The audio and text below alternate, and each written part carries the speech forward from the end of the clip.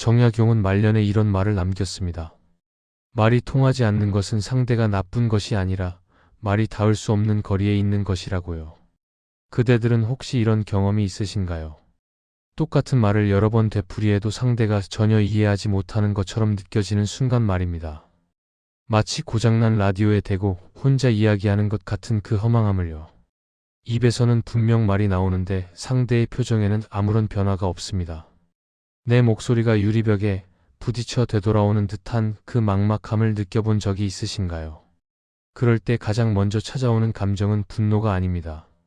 오히려 자기 자신을 향한 의심이지요. 내가 설명을 못해서 그런가? 내 말의 논리가 부족했나?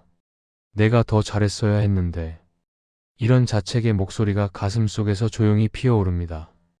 밤에 잠자리에 누워서도 낮에 나눈 대화가 머릿속에서 되감기 됩니다. 내가 이렇게 말했어야 했는데 저렇게 표현했으면 달랐을까 하는 후회가 천장을 바라보는 눈 위로 겹겹이 쌓여갑니다. 자책은 밤을 깊게 만들고 아침이 와도 개운하지 않습니다. 하지만 오늘 제가 그대들에게 전하고 싶은 이야기는 조금 다른 방향입니다. 설득의 기술을 더 갈고 닦아야 한다는 조언이 아닙니다. 오히려 그 자책부터 천천히 내려놓으라는 권유입니다. 왜냐하면 모든 대화가 설득으로 끝나야 하는 것은 아니기 때문입니다. 어떤 대화는 처음부터 설득이 불가능한 구조로 시작됩니다. 그리고 그것을 알아보는 눈이 없으면 우리는 헛된 싸움에 모든 힘을 소진하게 됩니다. 사람과 사람 사이에는 말이 닿지 않는 순간이 분명히 존재합니다. 그것은 그대의 말솜씨가 부족해서가 아닙니다. 상대방의 귀가 특정 주파수만 받아들이도록 이미 굳어있기 때문입니다. 마치 오래된 라디오가 특정 채널만 잡히듯이요. 아무리 좋은 방송을 송출해도 수신기가 다른 주파수에 고정되어 있으면 그 소리는 허공으로 흩어질 수밖에 없습니다. 문제는 송출하는 사람이 아니라 수신기의 설정에 있습니다. 정약용이 벼슬에 있을 때 그 역시 이런 벽 앞에 수없이 부딪혔습니다. 논리로 설명하고 증거를 대도 상대는 고개만 저었지요. 처음에는 자신의 언변이 부족하다고 여겼습니다. 밤을 새워가며 더 정교한 말을 준비하고 더 완벽한 근거를 갖추었지만 결과는 같았습니다. 오히려 말을 많이 할수록 상대의 표정은 더 굳어갔고 거리는 더 멀어지는 것 같았습니다. 어느 날 문득 그는 깨달았습니다. 문제는 말의 질이 아니라 대화의 판 자체가 처음부터 어긋나 있었다는 것을요. 상대는 진실을 찾으러 온 것이 아니라 자신의 정답을 확인받으러 온 것이었습니다. 그대들이 지금 겪고 있는 답답함도 아마 비슷할 것입니다. 상대를 바꾸려고 애쓰면 애쓸수록 지치는 것은 자신뿐입니다. 설명을 더해도 증거를 보여주어도 진심을 담아 호소해도 상대는 꿈쩍도 하지 않습니다. 그럴 때 우리는 자신을 탓하기 쉽습니다. 하지만 돌아보면 탓해야 할 것은 자신이 아니라 그 상황의 구조입니다. 그래서 오늘 우리가 함께 나눌 이야기는 설득의 기술이 아닙니다. 설득이 불가능한 순간을 알아보는 눈과 그 순간의 평온을 선택하는 지혜입니다. 벽처럼 느껴지는 그 단단함은 그대의 잘못이 아닙니다. 채널이 맞지 않았을 뿐입니다. 그리고 채널이 맞지 않는다는 것을 인정하는 순간 비로소 다른 선택지들이 눈에 들어오기 시작합니다. 싸워서 이기는 것만이 답이 아니라는 것을요. 때로는 물러나는 것이 지는 것이 아니라 자신을 지키는 것이라는 사실을요. 오늘의 이야기 주제가 마음에 드신다면 구독과 좋아요 부탁드립니다. 대화라는 것은 본래 두 사람이 서로의 말에 귀를 기울이며 진행되는 것입니다. 한쪽이 말하면 다른 쪽이 듣고 그 내용을 받아들인 뒤에 자신의 생각을 덧붙이지요. 이렇게 주고받음이 이어지면서 서로의 이해가 깊어집니다. 마치 두 사람이 하나의 다리를 함께 놓는 것과 같습니다. 한쪽에서 판자를 내밀면 다른 쪽에서 받아서 연결하고 그렇게 조금씩 가까워지는 것이지요. 그런데 어떤 사람들은 이 기본적인 구조 자체를 받아들이지 않습니다. 그들에게 대화란 서로 이해하는 과정이 아니라 누가 옳은지 가리는 승부입니다. 자기 말만 정답이라 우기는 사람을 만나면 우리는 흔히 그 사람의 성격을 탓합니다. 고집이 세다거나 생각이 좁다거나 하는 식으로요. 하지만 조금 더 들여다보면 문제는 그 사람 자체가 아닐 수 있습니다. 그 사람이 대화라는 판을 어떻게 이해하고 있느냐가 핵심입니다. 그가 대화를 협력이 아니라 경쟁으로 인식한다면 아무리 좋은 논리를 가져와도 소용이 없습니다. 왜냐하면 그는 이해하러 온 것이 아니라 이기러 왔기 때문입니다. 이기러 온 사람에게 논리는 무기가 아니라 위협입니다. 그래서 논리가 날카로울수록 그는 더 강하게 방어합니다. 정약용이 관직에 있을 때 많은 논쟁을 겪었습니다. 정책을 두고 의견이 갈릴 때면 그는 사실과 논리로 자신의 입장을 설명했습니다. 그러나 상대방 중 일부는 그의 말을 듣는 것 같으면서도 실은 반격할 틈만 노리고 있었습니다. 그들의 눈에는 진실보다 승리가 더 중요해 보였습니다. 처음에 정약용은 더 좋은 증거를 찾고 더 날카로운 논리를 세우면 상대를 설득할 수 있으리라 믿었습니다.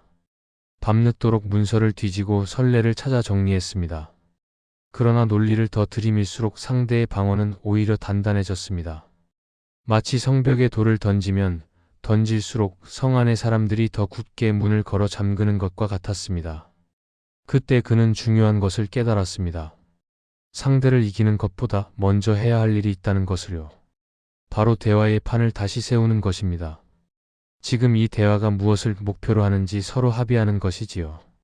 진실을 찾기 위한 것인지 아니면 각자의 자존심을 지키기 위한 것인지를 먼저 확인해야 합니다. 판이 어긋난 채로는 아무리 좋은 수를 두어도 게임이 되지 않습니다. 바둑판에서 장기를 두려는 사람과 바둑을 두려는 사람이 마주 앉아 있는 것과 같습니다. 그대들에게도 이런 상황이 있을 것입니다. 직장에서 회의를 할 때 사실 확인보다 누가 맞느냐로 분위기가 흐르는 순간이 있지요. 가족끼리 이야기를 나눌 때도 마찬가지입니다. 어떤 결정을 두고 서로 의견을 나누다가 어느새 감정 싸움으로 번지는 경우가 있습니다. 목소리가 높아지고 표정이 굳어지면서 원래 무엇을 이야기하려 했는지조차 잊어버리게 됩니다. 그럴 때 우리는 흔히 말을 더 잘해야겠다고 생각합니다. 더 논리적으로 더 차분하게 설명하면 될 것이라고요. 하지만 진짜 필요한 것은 말솜씨가 아닙니다. 지금 이 대화가 서로를 이해하기 위한 것인지 아니면 이기기 위한 것인지를 먼저 살펴야 합니다. 상대가 이기기 위해 나왔다면 그대가 아무리 좋은 말을 해도 받아들여지지 않습니다. 그것은 그대의 잘못이 아닙니다. 판 자체가 이미 기울어져 있었던 것입니다.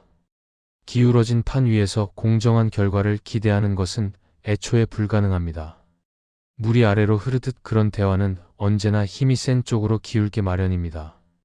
대화의 판을 바로 세운다는 것은 무엇일까요? 그것은 상대를 바꾸겠다는 뜻이 아닙니다. 지금 이 대화에서 내가 무엇을 할 수 있고 무엇을 할 수 없는지를 명확히 아는 것입니다. 설득이 가능한 상황인지 아닌지를 먼저 판단하는 눈을 갖는 것입니다. 그래야 헛된 싸움에 힘을 빼지 않고 진짜 중요한 곳에 에너지를 쏟을 수 있습니다. 판이 기울어져 있다면 굳이 그 위에서 싸울 필요가 없습니다. 물러나는 것이 지는 것이 아니라 새로운 판을 찾는 것이라는 사실을 기억해야 합니다. 아파트 단체 대화방에서 공지 하나를 두고 말다툼이 시작된 적이 있으신가요? 분명히 공지문에는 이렇게 적혀 있는데 누군가가 자기 해석만 옳다고 우깁니다. 다른 사람들이 원문을 다시 올려도 그는 물러서지 않습니다. 결국 대화방은 감정 싸움의 장이 되고 정작 중요한 내용은 묻혀버립니다. 이런 상황을 지켜보면서 우리는 의문을 품게 됩니다. 왜 저 사람은 증거가 눈앞에 있는데도 인정하지 못하는 것일까요? 그것은 그 사람이 사실을 모르기 때문이 아닙니다. 틀림을 견딜 힘이 없기 때문입니다. 어떤 사람들에게 틀렸다는 것은 단순한 실수가 아닙니다. 그것은 자신의 가치가 무너지는 경험입니다. 체면이 찢어지고 위신이 바닥으로 떨어지는 순간으로 느껴지는 것이지요. 그래서 그들은 인정 대신 변명을 택합니다. 증거 앞에서도 고개를 돌리고 다른 이유를 찾아 자신을 감쌉니다. 정약용도 이런 사람들을 많이 만났습니다. 잘못이 분명한데도 끝까지 자신을 정당화하는 관리들이 있었지요. 처음에는 그들의 완고함이 이해되지 않았습니다. 어떻게 저렇게 뻔한 것을 부정할 수 있을까 하고 답답해했습니다. 그러나 시간이 흐르면서 그는 그들의 마음속을 조금씩 이해하게 되었습니다. 그들에게 인정은 작은 양보가 아니라 전부를 내려놓는 것이었습니다. 자신이 옳지 않았다는 것을 인정하는 순간, 지금까지 세워온 모든 것이 무너질 것 같은 두려움이 있었던 것입니다. 그래서 그들은 사실 앞에서도 더 완강해집니다. 논리로 압박할수록 오히려 방어벽을 높이 쌓습니다. 마치 물에 빠진 사람이 구하러 온 사람마저 물속으로 끌어당기는 것처럼요. 그들은 살기 위해 발버둥치는 것이지 일부러 해를 끼치려는 것이 아닙니다. 다만 그 발버둥이 주변 사람들에게 상처를 주는 것이지요. 여기서 우리가 기억해야 할 것이 있습니다. 설득이 실패한 것이 아니라 그 사람의 현실이 이미 닫혀 있었던 것입니다. 문이 잠긴 집에 아무리 노크를 해도 열리지 않는 것과 같습니다. 문제는 노크의 색이나 방식이 아니라 문 자체가 잠겨 있다는 사실입니다. 그것을 인식하는 순간 우리는 다른 선택을 할 수 있게 됩니다. 직장에서도 비슷한 일이 일어납니다. 분명히 자료에 오류가 있는데 담당자가 인정하지 않는 경우가 있지요. 다른 사람들이 지적해도 그는 변명만 늘어놓습니다. 그럴 때 우리는 더 강하게 증거를 들이밀고 싶어집니다. 하지만 그럴수록 상황은 더 꼬이기만 합니다. 그 사람은 사실을 모르는 것이 아니라 사실을 받아들일 마음의 여유가 없는 것입니다. 가족 사이에서도 마찬가지입니다. 부모와 자녀 사이에서 또는 부부 사이에서 분명한 잘못이 있는데도 끝까지 인정하지 않는 사람이 있습니다. 그럴 때 우리는 화가 나고 억울합니다.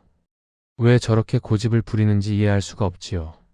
하지만 그 사람의 입장에서 보면 인정하는 순간 자신이 지금까지 해온 모든 것이 틀렸다는 것을 인정하는 것처럼 느껴질 수 있습니다.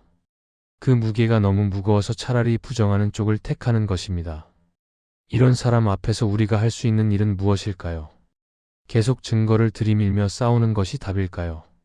아닙니다. 그것은 우리의 에너지만 소진시킬 뿐입니다. 때로는 물러나서 기다리는 것이 필요합니다. 상대가 스스로 열 준비가 될 때까지요. 그것이 포기가 아니라 현명한 선택이라는 것을 기억해야 합니다. 그대가 무슨 이야기를 꺼내든 곧바로 자기 이야기로 덮어버리는 사람을 만난 적이 있으신가요? 최근에 힘든 일이 있었다고 털어놓으면 그 사람은 잠깐 듣는 듯 하다가 곧 자신의 더 힘들었던 경험을 꺼냅니다. 좋은 일이 있어서 기쁜 마음으로 나누면 그 사람은 자신에게 있었던 더 좋은 일로 대화를 덮어씌웁니다. 고민을 나누는 자리가 갑자기 자랑과 불행을 겨루는 경기장이 되어버립니다. 대화를 나누고 돌아서면 왠지 허전합니다. 분명 말을 주고받았는데 내 이야기는 어디론가 사라져버린 느낌입니다. 혼자 긴 톡백을 들은 것 같은 피로감이 밀려옵니다. 이런 사람들에게 대화란 함께 이해하고 공감하는 자리가 아닙니다. 그들에게 대화는 경쟁입니다. 누가 더 힘들었는지, 누가 더 대단한지, 누가 더 위에 있는지를 겨루는 경기장인 것이지요.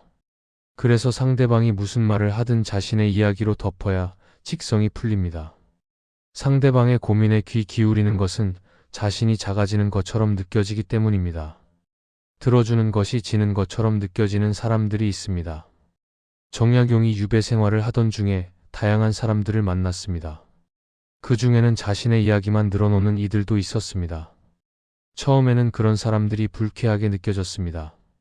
왜 남의 말은 듣지 않고 자기 이야기만 하는지 이해할 수 없었지요. 하지만 시간이 흐르면서 그는 그들의 마음속을 들여다보게 되었습니다. 그들은 대부분 무언가에 목말라 있었습니다. 인정받지 못했다는 느낌, 자신의 가치가 흔들린다는 불안이 그들을 그렇게 만들고 있었던 것입니다. 말을 많이 하는 것은 빈 그릇이 소리를 크게 내는 것과 비슷했습니다. 협력형 대화는 서로를 이해하는 것을 목표로 합니다. 한 사람이 이야기하면 다른 사람은 듣고 공감하며 자신의 생각을 조심스럽게 덧붙입니다. 두 사람의 마음이 조금씩 가까워지는 과정이지요. 대화가 끝나면 서로가 조금 더 편안해지고 가벼워집니다. 하지만 경쟁형 대화는 다릅니다. 목표가 이해가 아니라 우위입니다. 내가 더 위라는 것을 확인해야 안심이 됩니다. 그래서 상대방의 이야기는 들을 가치가 없는 것이 됩니다. 오직 자신의 이야기만이 중요합니다. 대화가 끝나면 한 사람은 포만감을 느끼고 다른 사람은 허기를 느낍니다. 이런 대화에 끌려 들어가면 그대는 대화 상대가 아니라 무대가 됩니다. 상대방의 자존심을 세워주는 배경이 되는 것이지요. 그대의 이야기는 상대방이 자신의 이야기를 꺼내기 위한 발판일 뿐입니다. 그대가 아무리 진심을 담아 이야기해도 그것은 공중으로 흩어지고 맙니다. 무대 위의 조명은 언제나 그 사람에게만 비추어집니다. 이런 상황에서 우리는 어떻게 해야 할까요? 먼저 이것이 어떤 종류의 대화인지 알아채는 것이 중요합니다. 상대방이 내 말을 듣고 있는지 아니면 자기 말을 할 틈만 노리고 있는지를 살펴야 합니다. 만약 후자라면 이 대화에서 진정한 소통을 기대하기는 어렵습니다. 그것을 인식하는 것만으로도 우리는 덜 상처받을 수 있습니다. 그렇다고 해서 그 사람을 미워할 필요는 없습니다. 그들도 나름의 결핍과 상처가 있어서 그런 방식으로 대화하는 것이니까요. 누군가에게 인정받고 싶은 마음이 너무 강해서 그것이 대화 방식으로 나타나는 것입니다. 다만 그대가 할 일은 그 판에 말려들지 않는 것입니다. 경쟁에 참여하지 않으면 경기는 성립되지 않습니다. 그대가 이기려고 하지 않으면 상대방도 이길 대상이 없어집니다. 때로는 적당히 들어주고 적당히 맞장구 치면서 적당한 거리를 유지하는 것이 현명합니다. 그 사람을 바꾸려고 애쓰기보다 그대 자신의 에너지를 지키는 것이 더 중요합니다. 모든 대화가 깊은 교감으로 끝나야 하는 것은 아닙니다. 어떤 대화는 가볍게 지나가도 괜찮습니다. 중요한 것은 그대의 마음이 상하지 않는 것입니다. 진짜 대화는 서로를 세워주는 것이지 한 사람만 높이 올라가는 것이 아닙니다. 주차 문제로 시비가 붙는 장면을 본 적이 있으신가요? 처음에는 서로 차분하게 이야기를 나누다가 어느 순간 한쪽의 목소리가 높아집니다. 그러면 다른 쪽도 지지 않으려고 목소리를 높이지요. 결국 두 사람은 얼굴이 붉어진 채 서로에게 고함을 지르게 됩니다. 줄서기 순서를 두고도 비슷한 일이 벌어집니다. 식당에서 자리를 두고도 그렇습니다. 사소한 일에서 갑자기 반말과 고함이 튀어나오는 순간들이 있습니다. 언어가 무기가 되고 목소리가 방패가 되는 순간입니다. 그럴 때 우리는 보통 목소리 큰 사람이 이기는 것처럼 느낍니다. 상대방이 위협적으로 보이고 내가 작아지는 것 같습니다. 말싸움에서 밀리는 것 같아서 억울하고 분합니다. 하지만 조금만 거리를 두고 바라보면 다른 것이 보입니다. 목소리가 커지는 것은 강한 것이 아니라 흔들리는 것입니다. 논리가 막히고 상황이 자기 뜻대로 되지 않을 때 사람들은 본능적으로 다른 힘에 기대게 됩니다. 나이로 힘으로 소리로 자신의 자리를 지키려 합니다. 말로 이길 수 없으니 소리로 누르려는 것입니다. 정약용도 이런 장면을 많이 목격했습니다. 관청에서 논쟁이 벌어질 때 논리로 밀리면 갑자기 관직의 높낮이를 들먹이는 사람들이 있었습니다. 또는 목소리를 높여 상대방을 위압하려 했지요. 젊은 시절 정약용은 그런 모습이 무섭게 느껴지기도 했습니다. 상대방의 기세에 눌려서 제대로 말하지 못한 적도 있었습니다. 하지만 경험이 쌓이면서 그는 다르게 보기 시작했습니다. 소리가 커지는 것은 내면이 약해지고 있다는 신호였습니다. 진짜 강한 사람은 목소리를 높일 필요가 없었습니다. 조용히 말해도 무게가 있었습니다. 무서운 괴물처럼 보이는 사람도 속을 들여다보면 불안이 새어나오고 있는 경우가 많습니다. 그들은 자신의 위치가 위협받는다고 느끼기 때문에 더 크게 소리를 지릅니다. 마치 겁에 질린 동물이 더 크게 울부짖는 것처럼요. 그 울부짖음은 공격이 아니라 방어입니다. 두려움의 표현입니다. 자신이 옳다는 확신이 있다면 굳이 소리를 높일 이유가 없습니다. 소리가 높아지는 것은 그 확신이 흔들리고 있다는 증거입니다. 이 재해석 하나만으로도 그대의 분노는 조금 달라질 수 있습니다. 상대방을 무서운 적으로 보는 대신 불안에 떠는 사람으로 볼 수 있게 됩니다. 미움이 연민으로 바뀌기 시작합니다. 물론 그렇다고 해서 그 사람의 행동이 정당화되는 것은 아닙니다. 잘못된 행동은 잘못된 것입니다. 다만 그대가 그 상황에서 받는 상처가 줄어들 수 있다는 것입니다. 마음이 조금 더 편해질 수 있다는 것입니다. 목소리가 큰 사람 앞에서 우리는 어떻게 해야 할까요? 같이 목소리를 높이는 것은 좋은 방법이 아닙니다. 그것은 그 사람의 게임에 말려드는 것입니다. 상대방은 그대가 같이 싸워주기를 원합니다. 그래야 자신의 행동이 정당화되기 때문입니다. 둘이 싸우면 둘 다 나쁜 것이 되니까요. 그대가 차분함을 유지하면 상대방은 혼자 허공을 향해 소리치는 사람이 됩니다. 그 모습은 스스로에게도 불편하게 느껴집니다. 정약용은 유배지에서 많은 것을 배웠다고 했습니다. 그 중 하나가 바로 이것입니다. 소란 앞에서 고요를 지키는 것의 힘이었습니다. 상대방이 흥분할수록 자신은 더 차분해지려고 노력했습니다. 숨을 깊이 들이쉬고 천천히 내쉬면서 자신의 마음을 다스렸습니다. 그것이 상대방을 이기는 것이 아니라 자신을 지키는 방법이었습니다. 싸움에서 이기는 것보다 자신을 잃지 않는 것이 더 중요하다는 것을 알았기 때문입니다. 그대도 목소리 큰 사람 앞에서 당황하지 마십시오. 그 큰 소리는 강함이 아니라 흔들림입니다. 그 안에는 불안과 두려움이 들어 있습니다. 그것을 알면 그대는 덜 위축됩니다. 그리고 덜 위축된 그대는 더 현명한 선택을 할 수 있게 됩니다. 때로는 아무 말 없이 그 자리를 떠나는 것이 가장 강한 대응입니다. 싸움에 참여하지 않는 것이 가장 확실한 승리입니다. 직장 회의에서 누군가의 실수가 드러났는데도 끝까지 자기 탓이 아니라고 우기는 사람을 본 적이 있으신가요? 증거가 분명한데도 변명만 늘어놓습니다. 다른 사람의 잘못으로 돌리거나 상황 탓을 합니다. 처음에는 곧 인정하겠거니 생각했는데 시간이 지나도 태도가 바뀌지 않습니다. 오히려 더 완강해지기까지 합니다. 증거를 더 들이밀수록 변명은 더 정교해지고 목소리는 더 높아집니다. 가족 사이에서도 비슷한 일이 일어납니다. 부모와 자녀 사이에서 또는 형제자매 사이에서 분명한 잘못이 있는데도 끝까지 인정하지 않는 경우가 있지요.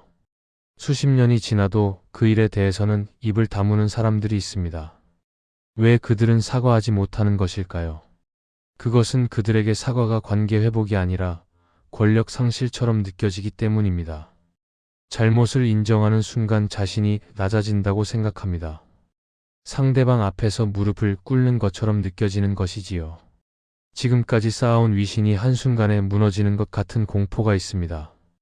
그래서 그들은 사실을 부정하면서까지 자신의 위치를 지키려 합니다.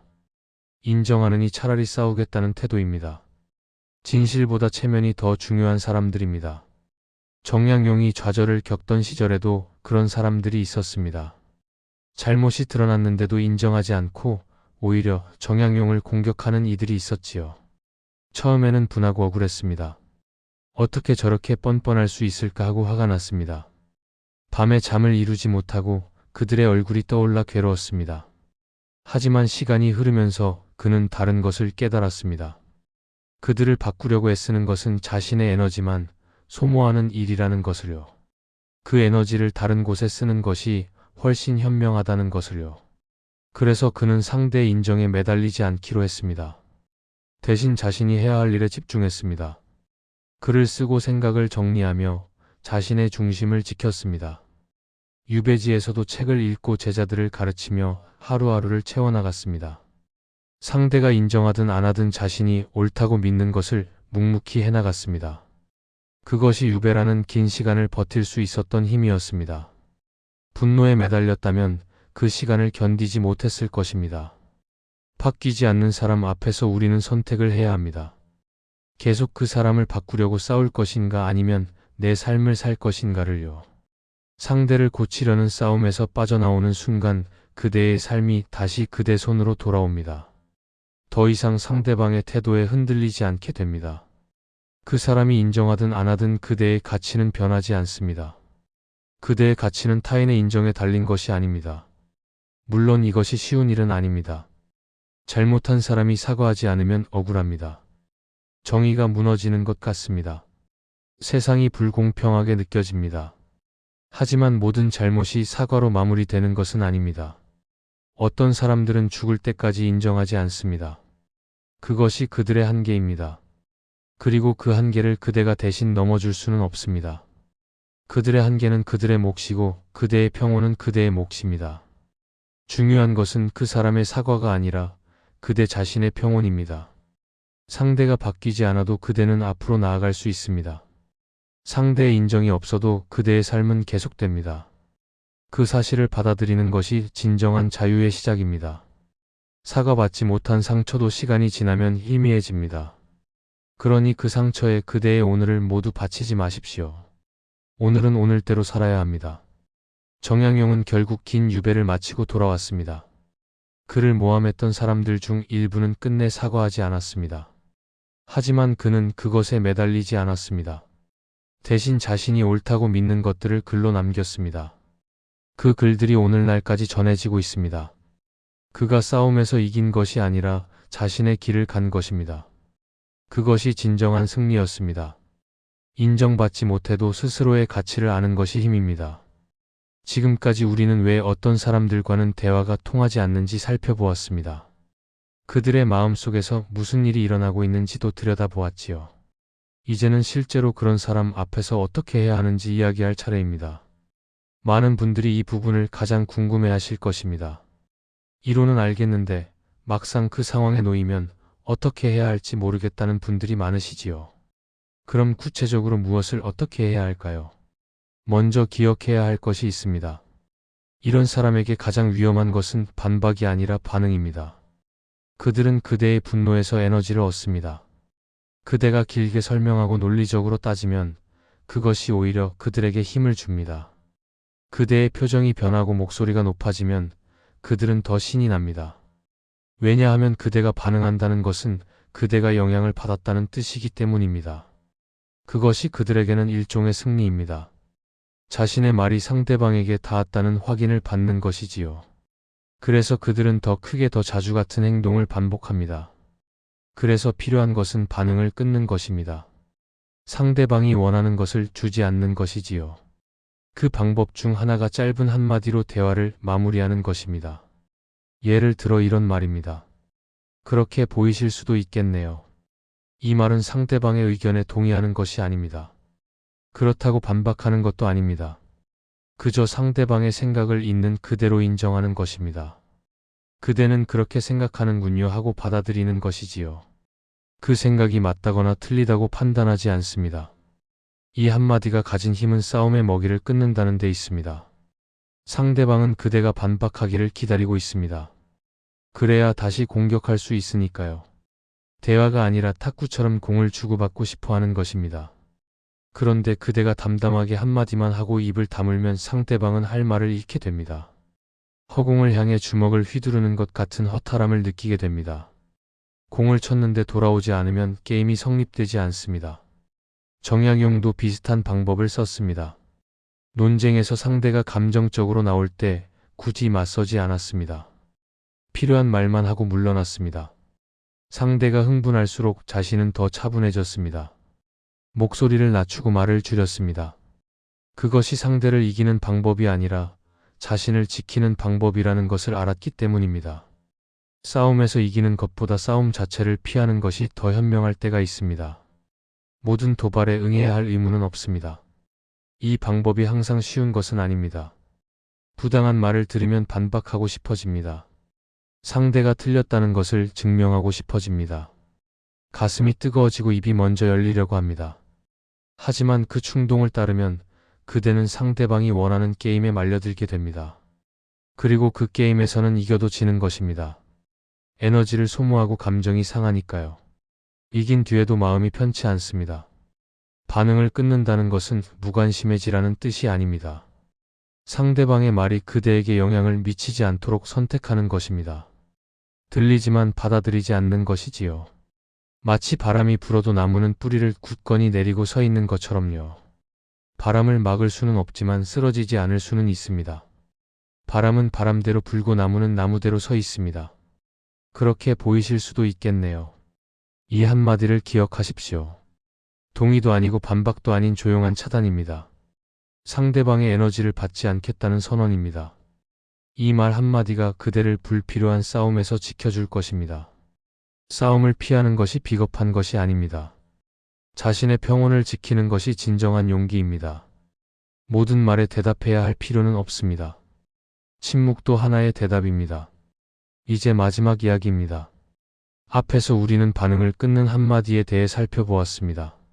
하지만 때로는 한마디로도 부족할 때가 있습니다. 상대방이 계속 험담을 늘어놓거나 훈수를 두려고 할 때가 있지요. 이럴 때는 어떻게 해야 할까요? 가장 효과적인 방법은 대꾸하지 않는 것입니다. 상대방이 말을 걸어와도 반응하지 않습니다. 대신 옆에 있는 다른 사람과 다른 대화를 이어갑니다. 또는 자연스럽게 자리를 옮깁니다. 상대방을 대화의 중심에서 빼버리는 것입니다. 그러면 그 사람의 말은 허공을 치게 됩니다. 받아줄 사람이 없으니 말이 갈 곳이 없어지는 것이지요. 이것이 바로 무관심의 힘입니다. 상대방에게 가장 큰 타격을 주는 것은 반격이 아니라 무시입니다. 싸움은 두 사람이 있어야 성립됩니다. 한 사람이 참여하지 않으면 싸움은 시작되지 않습니다. 그대가 게임에서 빠지면 상대방은 혼자 떠드는 사람이 됩니다. 그 모습은 스스로에게도 불편하게 느껴집니다. 정약용이 말년에 남긴 태도도 결국 이것과 닮아 있습니다. 그는 많은 모욕과 비난을 겪었습니다. 처음에는 그런 말들이 깊은 상처가 되었습니다. 하지만 시간이 흐르면서 그는 중요한 진리를 깨달았습니다. 모욕은 붙잡는 손에서 상처가 된다는 것을요. 놓는 순간 그것은 힘을 잃습니다. 상대방의 말을 꽉 쥐고 있으면 그 말이 그대를 아프게 합니다. 하지만 손을 펴면 그 말은 바닥에 떨어져 흩어집니다. 그들의 말은 그들의 몫입니다. 그 말을 한 것은 그들의 선택이고 그에 대한 책임도 그들의 것입니다. 그대가 할 일은 그것에 흔들리지 않는 것입니다. 그대는 평온을 선택하면 됩니다. 상대방이 무슨 말을 하든 그대의 마음은 그대가 정합니다. 그것이 그대가 가진 가장 큰 권한입니다. 퇴장도 하나의 기술입니다. 더 이상 대화가 불가능하다고 판단되면 자리를 떠나십시오. 미련 없이 돌아서십시오. 그것이 도망치는 것이 아닙니다. 자신을 지키는 것입니다. 모든 자리에 끝까지 남아 있어야 할 의무는 없습니다. 불필요한 상처를 받을 바에는 떠나는 것이 현명합니다. 마지막으로 품격에 대해 이야기하고 싶습니다. 상대방이 저급하게 나온다고 해서 그대까지 저급해질 필요는 없습니다. 상대방의 수준에 맞춰 내려가지 마십시오. 그대는 그대의 품격을 지키면 됩니다. 차분하게 마무리하고 깔끔하게 떠나십시오. 그것이 가장 강한 대응입니다. 품격 있는 퇴장은 그 자체로 하나의 메시지입니다. 정약용은 긴 유배 생활 끝에 고향으로 돌아왔습니다. 그때 그의 나이는 이미 60을 넘겼습니다. 젊은 시절 그를 괴롭혔던 말들과 사람들은 이미 기억 저편으로 흐려져 있었습니다. 남은 것은 그가 쓴 글들과 그가 가르친 제자들이었습니다.